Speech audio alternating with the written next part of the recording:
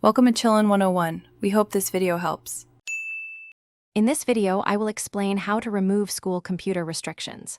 First, let's understand that school computers often have limitations for a few key reasons, primarily to ensure a safe learning environment and prevent misuse.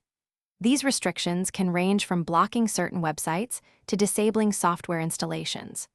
We'll explore the common methods schools use to implement these controls, which often involve network filters, group policies, or specialized software.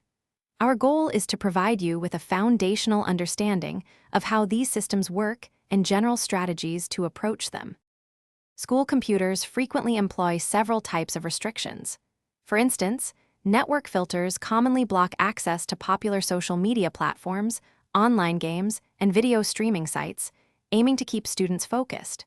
You'll also find that administrative privileges are usually removed, meaning you can't install new software or make significant system changes.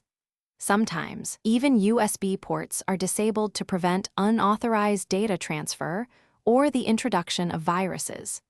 These measures are designed to maintain system integrity and a productive learning atmosphere for hundreds, if not thousands, of students.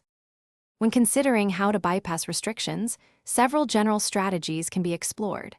One common approach involves using web-based proxy services or virtual private networks, often called VPNs, to encrypt your internet traffic and potentially circumvent content filters.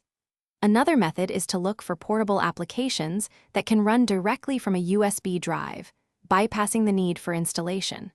Sometimes, even built-in browser developer tools or specific extensions can offer temporary workarounds. Remember, the effectiveness of these methods varies greatly depending on the specific security measures in place, which can be quite robust. Before attempting any bypass methods, it's crucial to understand the potential consequences.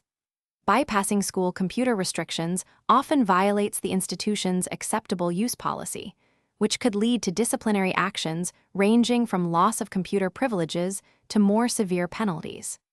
Furthermore, attempting to circumvent security measures can inadvertently expose the computer to security risks, such as malware or viruses, compromising data for many users. Always consider the ethical implications and potential damage to school property. It's always best to seek permission or understand the rules before making any changes. Thanks for watching. Consider subscribing if we helped you.